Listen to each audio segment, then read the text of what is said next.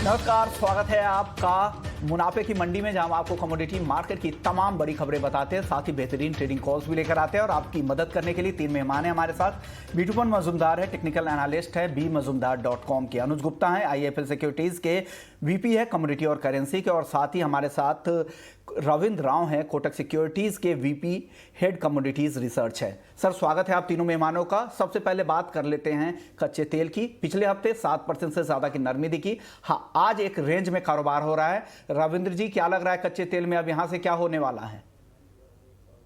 Good morning विश्व मोहन। मेरे हिसाब से क्रूड में अभी भी एक थोड़ा सा नेगेटिवनेस बना हुआ है, मेनली क्योंकि जो रशिया यूक्रेन का जो स्टोरी है वो बैकग्राउंड में तो है, बट अभी तक उसमें कोई एस्केलेशन नहीं हुआ है। प्लस जो ओवरऑल जो सेंटीमेंट है वो थोड़ा सा आई वुड से थोड़ा रेंज बाउंड है क्रूड में, बट थोड़ा सा नेगेटिव साइड में भी है। तो मेरे हिसाब से थोड़ा सा नेगेटिवनेस कंटिन्यू रहना चाहिए। हो सकता है कि international WTI might come down till से $97-96। और MCX की बात करें तो MCX में भी 7,400 तक के लेवल्स पॉसिबल है। बट इसमें ध्यान दीजिए क्योंकि 7,620 का एक ब्रेकआउट जोन है। अगर उसके ऊपर निकल जाता है तो फिर से एक बार हम 7,800 7,900 तक का लेवल देख सकते हैं। तो आई थिंक तब तक के लिए क्रूड में थोड़ा सा वीकनेस ही रहेगा। प्लस रिजर्व्स की भी बात चल रही है कि और रिजर्व्स निकलेगा यूएस से। प्लस यूएस ये भी इन्फ्लुएंस कर रहा है दूसरे कंट्रीज को कि वो भी अपने रिजर्व्स ओपन करें।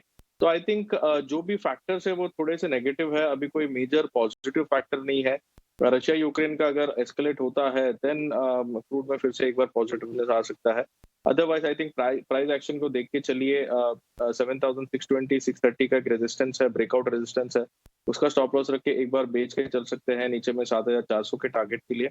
लेकिन अगर 7,620 630 के ऊपर सस्टेन करता है तो फिर पोजीशन को रिवर्स कर देना चाहिए। चलिए, ये तो व्यू हो गया रविंद्र जी की तरफ से। अब अनुज जी, आपको क्या लगता है कौन से रेंज का, अगर कोई ट्रेडर है तो किस रेंज का आज पूरे दिन ध्यान रखे और उस रेंज में ट्रेड करे? विश्वमोहन जी, गुड मॉर्निंग। देखिए, लास्ट वीक करीबन 7% से ज़्यादा की गिरावट हमने क्रूड में देखी थी। इनफैक्ट $103 के आसपास ब्रेंट ट्रेड करता हुआ दिख रहा है और $98 के आसपास WTI है। जिस तरीके से 1 मिलियन बैरल पर डे की रिजर्व से US ने घोषणा करी है, उसके बाद से हमने एक सेलिंग प्रेशर आता हुआ दिखा है। हमें लगता है कि भाव अभी कुछ और डाउन साइड में आ सकते हैं। अभी हम लेवल वाइज देखें तो MCX में भाव 7,560 के आसपास ट्रेड कर रहे हैं। हमें लगता है कि भाव में अगर थोड़ा सा बाउंस बैक आता है करीबन 7,600 के आसपास तक, मींस करंट रेट से अगर 30 से 40 रुपए भाव ऊपर आते हैं तो बिकवाली करना चाहिए। 7,850 का स्टॉप लॉस लगाएं, टारगेट 7,250 तक देखने को मिल सकता है।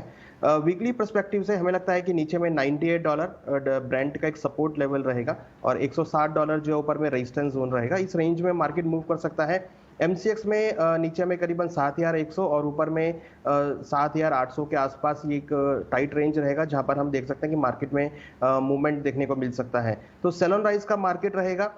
सपोर्ट रेजिस्टेंस लेवल्स का ध्यान रखें और मुझे लगता है कि जो स्ट्रेटेजी हमने सुझाई है 7,600 के आसपास, वहां पर बिकवाली का ट्रेड ले सकते हैं। दूसरी तरफ हमें लगता है कि अगर किसी को ऑप्शन में ट्रेडिंग करना है तो 7,200 का पुट ऑप्शन के साथ खरीदारी के साथ ट्रेड लेके ट्रेड कर सकते हैं। 7,200 के पुट ऑप्शन के साथ भी आप जा सकते हैं, नहीं तो सेल ऑन राइज की स्ट्रेटजी। दोनों ही जानकार यहाँ पर अब तक बताया। बीटूपन, अब आप बताइए, 7,560 के आसपास का लेवल है, इस करंट भाव पर क्या करें? करंट भाव में तो देखिए, मेरे हिसाब से अभी क्रूड ऑयल में जो है व्यू है नेगेटिव है। और क्रूड ऑयल जिस तरह से अभी फिलहाल स्टेबलाइज हुआ है और रशियन जो ऑयल के बारे में सभी लोगों ने बताया है, रशियन ऑयल अभी भी मार्केट में है। हाँ, एक चीज है कि बहुत फेयरफुली अभी मार्केट में जो भी परचेज हो रहा है, थोड़ा फेयरफुली परचेज हो रहा है। और अभी सेकेंड लेग ऑफ करेक्शन शुरू हो रहा है क्रूड ऑयल में। फर्स्ट लेग ऑफ करेक्शन काफी वोलेटाइल था, उसके बाद स्ट्रॉन्ग पुल बैक। अभी सेकेंड लेग ऑफ करेक्शन के अंदर बीच में छोटा मोटा पुल बैक रह सकता है। तो इंट्राडे के हिसाब से थोड़ा सा मैं देख रहा हूँ कि 7,600 के आसपास बेचने के लिए 7,700 के ऊपर स्टॉप लॉस। अगर फ्यूचर्स में नहीं करना है तो एक डिफेंसिव स्ट्रेटेजी यूज कर सकते हैं, क्योंकि ओवरऑल व्यू क्रूड ऑयल में नेगेटिव है। तो प्राइसेस मुझे लग रहा है कि 7,400 के आसपास या उसके नीचे भी आ सकता है। तो एक काम कर सकते हैं, पुट स्प्रेड भी ले सकते हैं। एक इन द मनी पुट लेके थोड़ा सा पुल बैक में इन द मनी पुट लेके आउट द मनी पुट बेच के पुट स्प्रेड में आराम से होल्ड कर सकते हैं इसी वीक के लिए। तो व्यू पॉजिटिव, व्यू कोई ऐसा नहीं कि मार्केट पॉजिटिव है। मार्केट नीचे आने वाला है क्रूड ऑयल में और ये काफी हद तक मार्केट स्टेबलाइज किया था रैली में, क्योंकि इस लेवल पे मुझे जरा नहीं लग रहा है कि क्रूड ऑयल को ऊपर लेवल पे स्टेबलाइज करना है, थोड़ा नीचे आने के लिए कोशिश करेगा। तो सेल ऑन राइज है गुड स्ट्रेटेजी ओके इंट्राडे में, फ्यूचर्स में, नहीं तो होल्डिंग में आपका पुश स्प्रेड ले सकते हैं। ओके, यानी सेल ऑन राइज की स्ट्रेटजी, तीनों ही जानकारों को लग रहा है कि सेल ऑन राइज की स्ट्रेटजी, यानी बिल्कुल राय साफ है, कंफ्यूजन नहीं है आपके लिए कच्चे तेल को लेकर, आपको बेचना ही है, यहाँ से हल्की रिकवरी आने दीजिए, फिर ऊपर में बेचकर आप जा सकते हैं। चलिए अब बात कर लेते हैं गोल्ड और सिल्वर की। गोल्ड और सिल्वर जहां पर आज दबाव है, जून वायदा देखिए करीब करीब अब 300 रुपए गिर चुका है, 51,327 के आसपास है। रविंद्र जी, गोल्ड पर आपका व्यू आज के लिए? गोल्ड देखिए विश्व मोहन, गोल्ड और सिल्वर आई वुड से कि बहुत एक टाइट रेंज में चल रहा है। इंटरनेशनल प्राइसेस देखे तो स्पॉट गोल्ड में 1900 डॉलर का एक सपोर्ट है, 1900 से लेके 1890 का एक सपोर्ट बन चुका है, और ऊपर में रेजिस्टेंस अराउंड 1940 1950 का है, और कोई मेजर ट्रिगर नहीं है। डॉलर इंडेक्स का मूव देखे तो वो भी एक टाइट रेंज में है, तो कोई मेजर ट्रिगर नहीं है एज ऑफ नाउ गोल्ड के लिए। रशिया यूक्रेन का स्टोरी भी थोड़ा सा पॉज स्टेट में है। सो मेरे हिसाब से ये रेंज बाउंड मूव जो है वो कंटिन्यू रहेगा जब तक कि कोई मेजर ट्रिगर नहीं आता। फेड के साइड से काफी हॉकिश स्टेटमेंट्स आ रहे हैं कि एक्सपेक्टेशन ये है कि शायद मई के मीटिंग में they might go for 50 basis point hike, तो उस वजह से थोड़ा सा एक आई वुड से थोड़ा सा एक डाउनसाइड प्रेशर बना हुआ है। बट मुझे लगता है कि निचले लेवल से एक बार सपोर्ट आ सकता है। इन लेवल्स पे शॉर्ट करना थोड़ा सा रिस्की है, तो दो टाइप की स्ट्रैटेजी इसमें बना सकते हैं। 51,700 51,800 का एक रेजिस्टेंस है, तो अगर वहां तक आता है तो एक बार बेच के चल सकते हैं, लेकिन अभी ये सपोर्ट के करीब है, तो मेरे हिसाब से 51,200 220 का एक सपोर्ट है इसमें। अगर वहां पे आता है तो एक बार बाई करके चल सकते हैं with stop loss of 51,000। So as of now मुझे लगता है कि नीचे के लेवल पे एक बार बाई कीजिए, क्योंकि इट इज अप्रोचिंग सपोर्ट, और अगर 51,700 51,800 आता है तो वहां पे प्रॉफिट बुक कर लेना चाहिए, वहां पे फिर से शॉर्ट कर सकते हैं। अनुज जी, गोल्ड और सिल्वर पर आपका व्यू? विष्णु जी देखिए, लास्ट वीक भी हमने नेगेटिव ट्रेंड आते हुए देखा था, और जिस तरीके से इक्विटी मार्केट में हमने शार्प रनअप देखा है और क्रूड के भाव नीचे आते हुए दिखाई दिए हैं, हमें लगता है कि यहाँ पर एक सेलिंग प्रेशर गोल्ड सिल्वर में देखने को मिल रहा है। ट्रेडिंग स्ट्रेटेजी वाइज हमें लगता है कि गोल्ड में करीबन 51,600 के आसपास मीन्स ऑलरेडी भाव नीचे आ चुके हैं, तो थोड़ा सा बाउंस बैक होता है 51,500 51,600 के आसपास तो बिकवाली करें। स्टॉप लॉस 51,950 का रहेगा, टारगेट 51,000 तक आ सकता है। सिल्वर में करीबन 66,800 के आसपास बिकवाली करें, स्टॉप लॉस 67,600 का रहेगा, टारगेट 65,500 तक हो सकता है। इंटरनेशनल मार्केट में एक्सपेक्टेड है कि 1910 डॉलर से लेकर 1905 डॉलर तक के लेवल गोल्ड में देखने को मिल सकते हैं। सिल्वर में एक्सपेक्ट कर रहे हैं कि 24.50 से लेकर 24.20 तक के लेवल यहाँ पर आ सकते हैं, तो एक प्रॉफिट बुकिंग मुझे लगता है कि गोल्ड सिल्वर में देखने को मिल सकता है। साथ में अगर हम देखें तो जो बॉन्ड यील्ड बढ़ी है पिछले हफ्ते और इस हफ्ते भी हमने यहाँ पे बढ़ती हुई देखी है, तो उसका एक नेगेटिव इंपैक्ट जो है गोल्ड सिल्वर पर आता हुआ दिख रहा है। और जिस तरीके से इक्विटी मार्केट बढ़ी है, तो मुझे लगता है कि थोड़ा सा जो डाइवर्सिफिकेशन है वो बुलियंस की तरफ से सेफ हेवन डिमांड जो है फेड होती हुई दिखाई दी है, और लोग थोड़ा सा इक्विटी मार्केट की तरफ शिफ्ट होते हुए दिखाई दी है, तो एक उसकी वजह से भी एक सेलिंग प्रेशर यहाँ पे गोल्ड सिल्वर में आता हुआ दिख रहा है। तो वेरी शॉर्ट टर्म के लिए हमें लगता है कि बिकवाली का ट्रेड गोल्ड सिल्वर में ले सकते हैं। ये गोल्ड और सिल्वर पर व्यू, ये देखिए एचडीएफसी और एचडीएफसी बैंक के मेगा मर्जर से पहले जो प्रेस कॉन्फ्रेंस होने वाली है उसको लेकर वहाँ पर वो विजुअल्स आपके लिए आ रहे हैं। के मिस्त्री वहाँ पर हैं, हमारे संवाददाता अंकुर मिश्रा के साथ बात कर रहे हैं, और जल्द ही उनकी पीसीबी शुरू होने वाली है। चलिए वापस से कुछ वायदा बाजार के कुछ और काउंटर्स पर नजर डाल लेते हैं। बीटूपन, चांदी पर आप बताइए, चांदी काफी सुस्त नजर आ रही है, करंट लेवल पे कोई कॉल बन रहा है या ऊपर या नीचे, कहां पर ट्रेड करने की सलाह देंगे? चांदी में 66,750 के आसपास है। मुझे लग रहा है कि सिल्वर में भी सेल करना चाहिए। गोल्ड और सिल्वर जिस तरह से हम लोग इक्विटीज में जिस तरह का रिकवरी है और ग्लोबली जिस तरह से रैली आने वाला है अभी गोइंग फॉरवर्ड, यहाँ पे बस शुरू हुआ इक्विटी मार्केट का। अब रिस्क ऑफ सेंटीमेंट अगर यहाँ से घुस के अगर इक्विटीज में जाता है तो गोल्ड और सिल्वर में सेलिंग सेंटीमेंट रहेगा। तो आज जिस तरह से रैली है मार्केट में और जिस तरह से ग्लोबल इक्विटी मार्केट का सेंटीमेंट है, मुझे नहीं लग रहा कि सिल्वर या गोल्ड जरा ऊपर सस्टेन करेगा। सिल्वर में इंट्राडे में चार्ट पर्सपेक्टिव से 66,900 या 70,000 के आसपास सेलिंग बनेगा, और सॉरी 66,900 या 67,000 के आसपास सेल बनेगा, और 67,350 के ऊपर स्टॉप लॉस बना के थोड़ा नीचे लेवल तक वेट कीजिए। मार्केट शायद से यहाँ से 700-800 रुपए का गिरने वाला है। गोल्ड में भी वही सिनेरियो है कि कोई भी पुल बैक आता है तो बेच के चलिएगा, क्योंकि अभी जो ग्लोबल इन्फ्लेशन के बारे में जिस तरह का टेंशन है, मेरे हिसाब से लग रहा है कि मे बी विदिन 2-3 मंथ के बाद शायद इन्फ्लेशन जो लेवल वो थोड़ा सा ईज ऑफ होगा, जो इन्फ्लेशन का कॉन्सर्न है ग्लोबली। तो मेरे हिसाब से गोल्ड में थोड़ा सा करेक्टिव मूव अभी, और सिल्वर में भी करेक्टिव मूव पॉसिबल है। ओके, चलिए अब बात कर लेते हैं एनजी की। हालांकि पिछले हफ्ते काफ़ी तेज़ी यहाँ पे वापस से देखने को मिली थी, लेकिन आज आधे % के आसपास, M6 पर कमजोर है, 435 रुपए के आसपास है। रविंद्र जी, नेचुरल गैस पर आज के लिए ट्रेडर्स को क्या सलाह दे रहे हैं? नेचुरल गैस अभी बुलिश मोमेंटम में है विश्व मोहन। मेरे हिसाब से फिर से एक बार 440 442 का जो प्रीवियस हाई था, रीसेंट हाई, आई थिंक वो फिर से एक बार टेस्ट कर सकता है। तो आई थिंक मोमेंटम के साथ जाना चाहिए। जब तक कि ये 420 के नीचे सस्टेन नहीं करता, I think it is short term bullish. Intraday perspective से आई थिंक अगर कोई यहाँ से डिप आता है टुवर्ड 430 431 तो बाई करके चलना चाहिए फॉर अ टारगेट ऑफ 440 442 और स्टॉप लॉस अराउंड 426 का मेंटेन कर।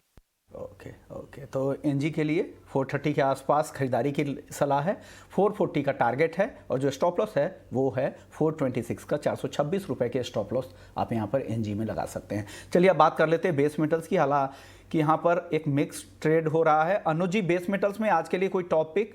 जिंक ऊपर है, कॉपर कमजोर है, क्या किसके साथ जाएंगे आज आप? विश्वमोहन जी, मुझे लगता है कि कॉपर के अंदर ही एक डाउनसाइड देखने को मिल सकता है। तो करंट रेट पे तो नहीं, अगर 2 से 3 रुपए बाउंस लेता है करीबन 817 के आसपास, तो वहां पर हम बिकवाली की सलाह लेंगे। मुझे लगता है कि 823 का स्टॉप लॉस लगाएं, टारगेट 808 तक देखने को मिल सकता है। अगर हम देखें तो पिछले 2-3 दिनों में एलएमई में काफी स्टॉक्स बढ़े हैं, एलएमई की इन्वेंट्री बढ़ती हुई दिखाई दी है। यहाँ पर उसकी वजह से भाव नीचे आ सकते हैं। साथ में जो क्रूड के भाव नीचे आए हैं उससे भी मार्केट थोड़ा सा नेगेटिव ले सकता है। तो कॉपर के अंदर मुझे लगता है कि बिकवाली का ट्रेड लेना चाहिए। नीचे 810 से लेकर 808 तक के लेवल कॉपर में देखने को मिल सकते हैं। तो बिकवाली के लिए कॉपर का ट्रेड ले सकते हैं सेलिंग साइड में। यानी कॉपर आप यहाँ पर बेच कर जा सकते हैं। बीटूपन, बेस मेटल्स में कोई टॉपिक आज आपके तरफ से? मैं लग रहा हूँ कि मुझे लग रहा है कि कॉपर में भी जिस तरह से एक पुल बैक था, वो पुल बैक थोड़ा सा खत्म हो रहा है। अभी फिलहाल के लिए मार्केट 814 815 की रेंज में है। तो यहाँ से लग रहा है कि थोड़ा सा वही 2-3 रुपए का पुल बैक 817 818 के आसपास अगर आप शॉर्ट कर सकते हो। 823 के आसपास एक रेजिस्टेंस है, उसके ऊपर स्टॉप्स लगा के 808 इनिशियल टारगेट है। अगर गोइंग फॉरवर्ड मार्केट 805 का जो लेवल ब्रेक करता है, क्योंकि 805 का एक स्ट्रॉन्ग सपोर्ट है, अगर वो लेवल टूट जाता है तो मार्केट शायद काफी 790 तक भी आने के लिए कोशिश कर सकता है। तो इंट्राडे में पुल बैक पे रहिएगा, स्टॉप लॉस 823.50 के ऊपर तब रहेगा। ओके, अब रविंद्र जी, आपको क्या लगता है किस काउंटर के साथ जाना चाहिए? कोई टॉप ट्रेड आपकी तरफ से बेस मेटल्स में?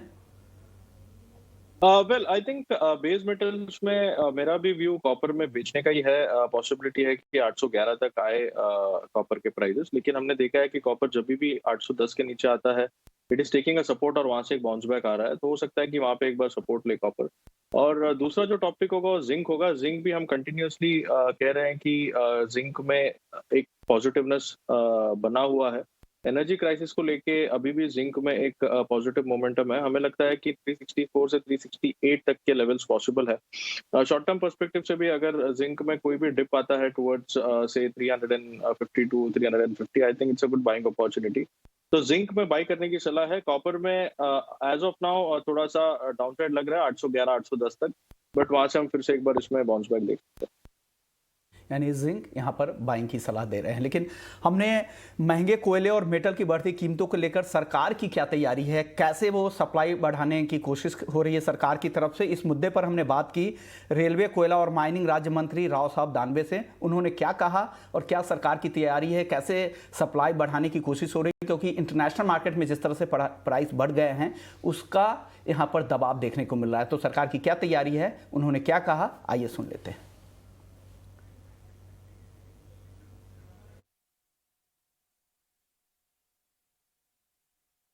जितनी नई खदानें ऑक्शन के लिए निकलेंगी उतना कोयला ज़्यादा निकलेगा।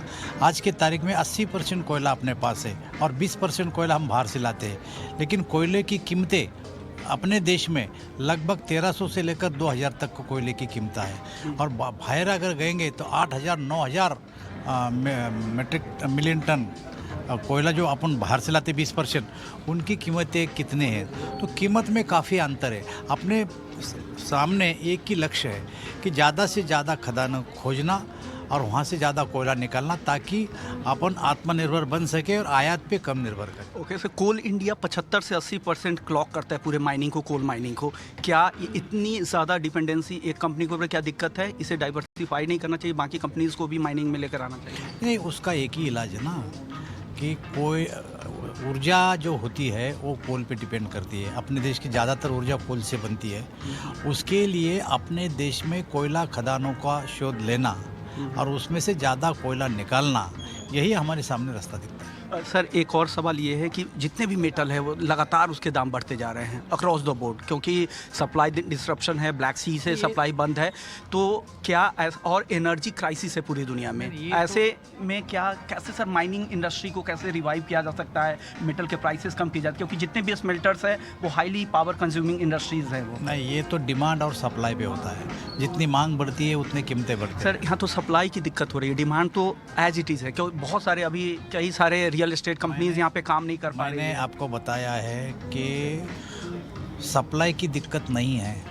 80% कोयला अपन निकालते हैं, 20% बाहर से लाते हैं, लेकिन इस साल बाहर की कीमतें ज़्यादा बढ़ने से जो 20% आने वाला है वो कोयला नहीं आने के कारण ये सप्लाई का प्रॉब्लम हो रहा है। ओके, तो ये थे रेलवे, कोयला और माइनिंग राज्य मंत्री राव साहब दानवे, जो बता रहे थे कि हम 20% कोयला जो इंपोर्ट करते थे वो उसकी दिक्कत हो गई, इस वजह से सप्लाई कम हो गई और भाव इंटरनेशनल मार्केट में तो ऊपर जा ही रहे हैं और उसका पास ऑन यहाँ पर डोमेस्टिक मार्केट पर भी हो रहा है। तो चलिए अब आगे बढ़ते हैं। अब नॉन एग्री मार्केट बाद अब एग्री मार्केट का रुख कर लेते हैं और आज सबसे ज़्यादा तेजी एग्री मार्केट में स्पाइसेस के काउंटर पर है। धनिया 12,000 के ऊपर चला गया है, करीब करीब 2 से 2.5% तक की तेजी है। जीरा वायदा यहाँ भी 1% से ज़्यादा की तेजी, और सबसे ज़्यादा लीड कर रहा है यहाँ पर हल्दी का वायदा 9,300 के ऊपर यहाँ पर चला गया है। अनुज जी, स्पाइसेस पर आपका व्यू क्या है? तीनों ही काउंटर में क्या पसंद आ रहा है और आगे का आउटलुक क्या लग रहा है स्पाइसेस पर? विष्णुमोहन जी, देखिए स्पाइसेस में ट्रेंड पॉजिटिव ही था। एक जो डिप आया था वहाँ पे काफ़ी अच्छी खरीदारी की अपॉर्चुनिटी थी।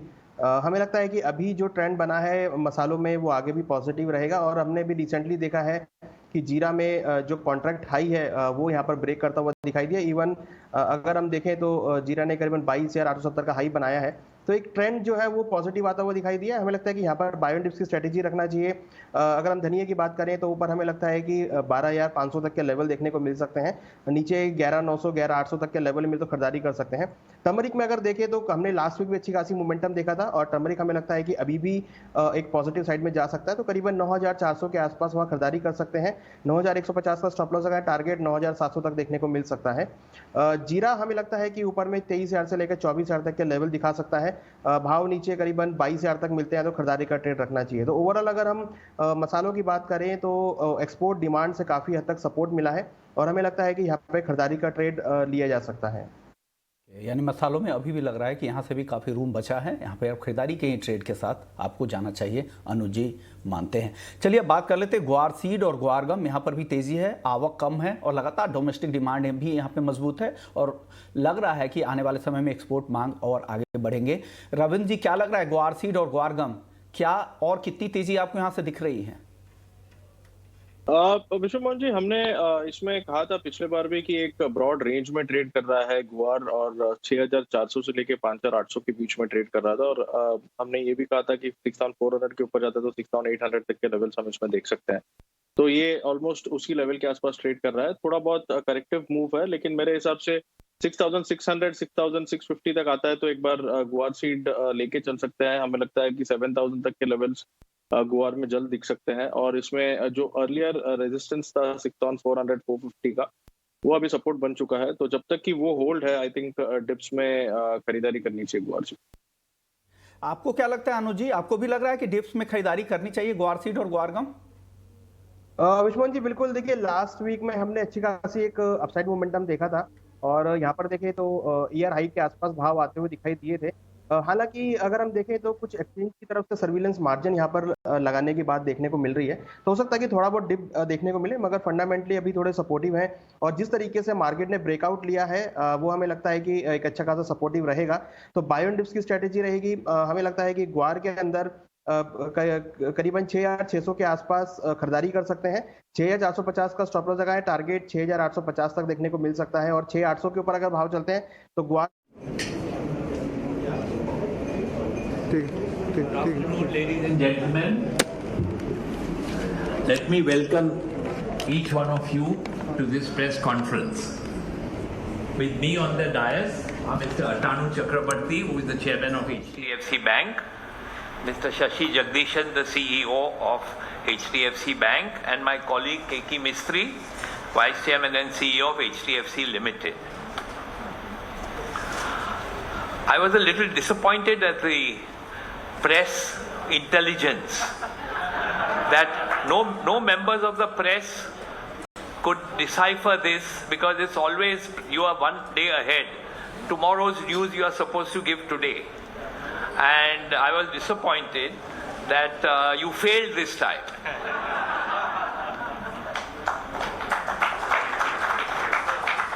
But we tried our best. The work was going on for the last 3 weeks, and we tried our best to keep the number of people involved limited and strict no talking.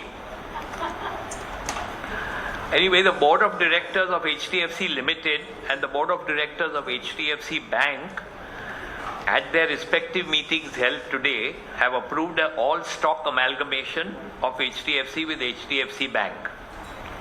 The amalgamation is subject to the approval of shareholders of HDFC and HDFC Bank respectively. RBI, stock exchanges, SEBI and such other regulatory approvals as may be required for approving this merger. Only upon obtaining all approvals when the merger will become effective. HDFC will merge with HDFC Bank. Shareholders of HDFC will receive shares of HDFC Bank in exchange of the share in HDFC at the approved share exchange ratio. Bansi Mehta and Company and Deloitte Touche, appointed by HDFC and Bank respectively, have recommended a share exchange ratio which has been accepted by the respective boards. Bank of America, Merrill Lynch Securities and Morgan Stanley provided the fairness opinion on the share exchange ratio both to HDFC and HDFC Bank respectively. Accordingly, shareholders of HDFC Limited will receive 42 shares of the bank for 25 shares held in HDFC Limited. The shares held by HDFC Limited in the bank will be cancelled. Post-closing, HDFC Bank will be 100% owned by public shareholders, and existing shareholders of HDFC Limited will own about 40% of the bank. So there won't be any promoter left in the HDFC Bank. It will be all in the market. As today HDFC has no promoters and the entire shareholding is listed in the market and can be traded.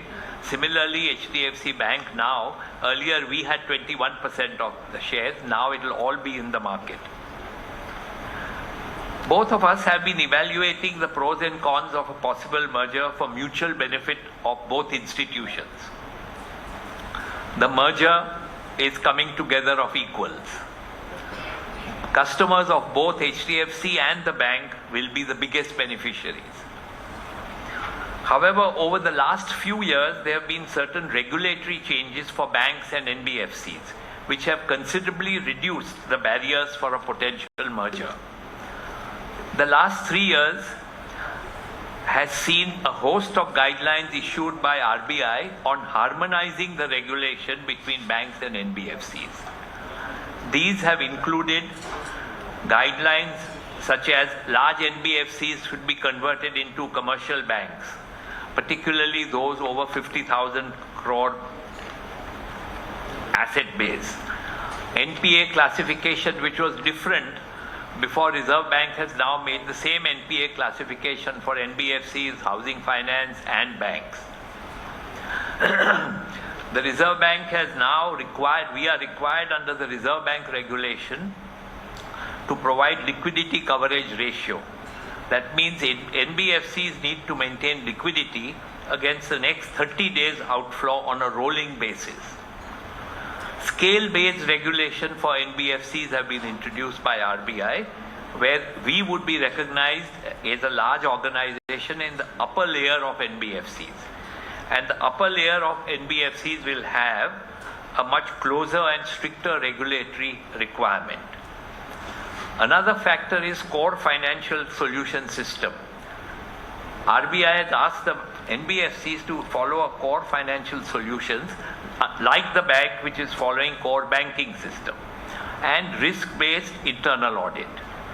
These measures have considerably reduced the regulatory arbitrage which was there between a bank and an NBFC. The strategic rationale for the proposed merger is as follows. The reduced gap in liquidity requirements between a bank and an NBFC. The SLR and CRR for banks was 27%, which has now been reduced to 22%, 18% for SLR and 4% for CRR.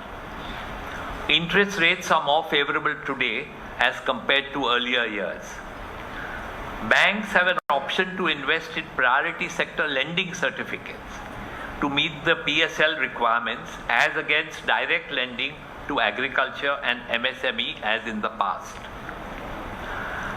With RERA and IBC, real estate is seeing an increased level of transparency, and mortgage customers can have access to a range of financial products under one roof now. Change is inevitable, but change is beneficial. Change is welcome when it is beneficial to all the stakeholders. So the merger makes the combined entity strong enough not only to counter competition, but make the mortgage offering even more competitive. We will be able to offer all the variations in the mortgage product, which currently as HDFC standalone we are unable to offer, such as an overdraft product. The funding challenges both in quantum and cost will be minimized by the combined entity. The merger will therefore capitalize on our domain knowledge in real estate and mortgages, as well as our operational efficiencies in processing mortgages, whilst leveraging the cost of funds efficiency and the wide distribution network of the bank. So the transaction involves the amalgamation of HDFC and two of its wholly owned subsidiaries, HDFC Holdings and HDFC Investments, with HDFC Bank. HDFC Limited is the promoter of HDFC Bank, and together with its two subsidiaries currently holds 21% of the share capital of the bank. Post completion of the merger, all the subsidiaries and associate companies of HDFC Limited will be owned by HDFC Bank, subject to regulatory approvals. As on April 1, 2022, the market capitalization of the bank was 8.36 lakh crores, which is 110 billion, and HDFC was 4.46 lakh crores, which is 59 billion. Asset size of the bank today is 18.4 lakh crores, and on a consolidated basis, HDFC is 8.8 lakh crores. Bank has 6,300 banking outlets and 17,000 ATMs. HDFC has 651 offices, inclusive of 206 outlets of HDFC sales. The bank has requested Reserve Bank for phased-in approach in respect of SLR and CRR,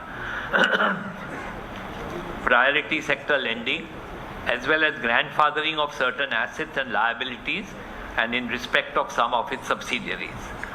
These requests are under consideration by RBI in terms of their letter to the bank dated 1st April 2022. In the past, the merger would not have been as value accretive as present. The merger will lead to significant synergies of combined entity and a better return to shareholders. The combined strength of the balance sheet of the combined entity will be the ability to compete on not only on the funding side and the ability to offer the entire range of mortgage products, which is a win-win situation for both institutions. As the bank does not do loan origination, they originate and we distribute, we appraise, and so this will be a new product. It's an addition of a bank activity. So the benefits are lower cost of funds will be made available for mortgage business.